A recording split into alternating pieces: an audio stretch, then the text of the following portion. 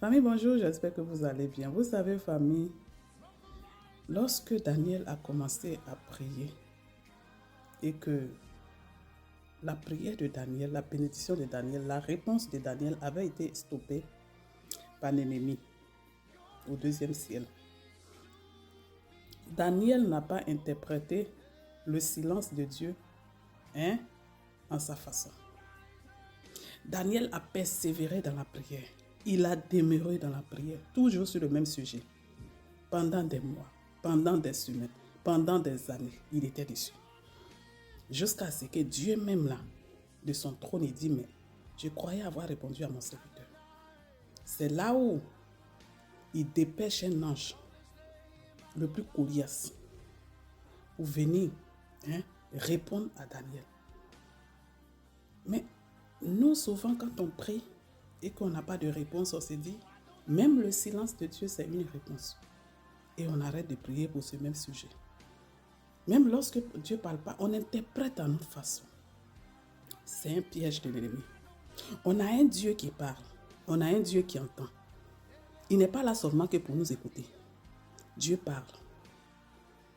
Dieu va répondre coûte que coûte au sujet de ta prière, de ma prière. Oui, parce qu'il est là pour nous conseiller. Au sujet de nos prières, même que ce soit bon ou pas, Dieu va nous répondre. À moins que ce dont à quoi tu pries, ce pourquoi tu pries depuis, tu connaissais déjà la réponse de ça. Là, c'est deux cas. Parce qu'il y a souvent, on dit Seigneur, voilà, l'homme l'avait me marier. Il m'aime, fait qu'il me marie. Tu pries, tu gênes. Tu pries, tu gênes. Dieu t'avait déjà répondu. Mais tu es toujours dedans. Seigneur, voilà le travail que je veux faire. Dieu dit que ce n'est pas là-bas.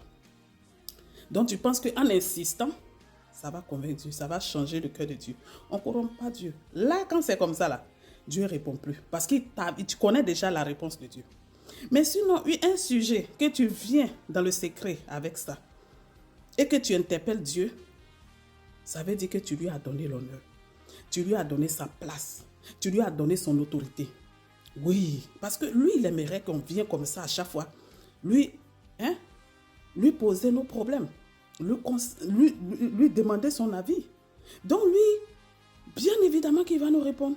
Bien évidemment qu'il va nous conseiller. Maintenant, nous on est là souvent, Dieu ne répond pas. Il n'a pas encore de réponse. On nous demande, on dit, ah Dieu, depuis là j'ai prié, ça fait des mois que j'ai prié pour le même sujet. Ça fait le même... Mais Daniel, il a persévéré. Des semaines, des mois, des années. Jusqu'à ce qu'il ait ce qu'il a demandé. Famille, tant que tu ne sais pas, tu n'as pas encore entendu quoi que ce soit pour ton sujet là, continue de prier. Parce que la liste est longue, on est trop beaucoup. Dieu est tellement occupé que si tu n'insistes pas, c'est le diable qui va se réjouir. Si tu n'insistes pas, c'est le diable qui va profiter. Mais oui, il est content. Parce que parfois, on pense à la place de Dieu. Moi, je trouve que ce n'est pas normal, ce n'est pas possible que Dieu, tu viens vers lui avec un sujet et puis il ne répond pas. Et puis il ne dit rien. Silence radio. Non, Dieu parle. Est-ce qu'il est là seulement que pour nous écouter? Il doit nous répondre. Il doit nous conseiller. On a besoin de son avis. Bien au contraire, on a trop donné la place à Dieu. On lui a trop... C'est-à-dire que...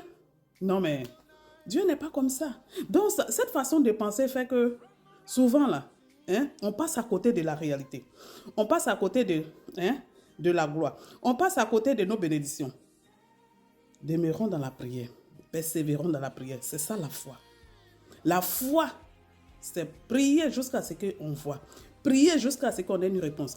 Prier jusqu'à ce qu'on soit orienté vis-à-vis de ce sujet, vis-à-vis de ce cas, vis-à-vis de ce problème. C'est ça la foi. Famille, demeurons dans la foi. Et Dieu va nous répondre. Au nom de Jésus. Amen.